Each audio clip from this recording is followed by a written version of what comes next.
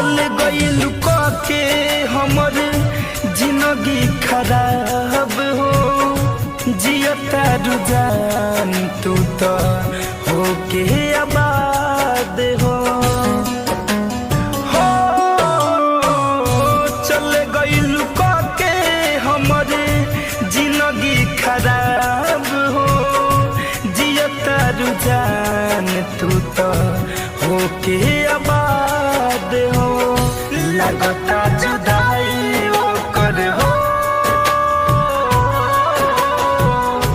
लगता जुदाई ओकर जान लेके जाई हो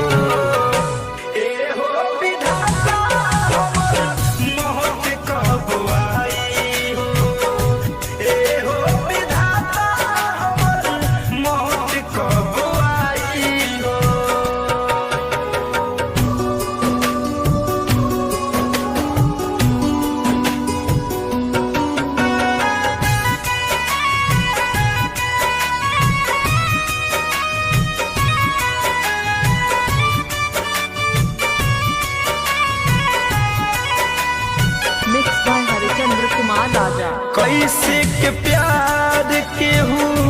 करियन जान से फैशन फिरोज खेला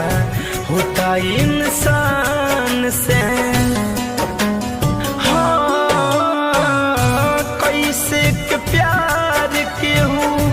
करियन जान से शिव मन मोही खेला होता इंसान से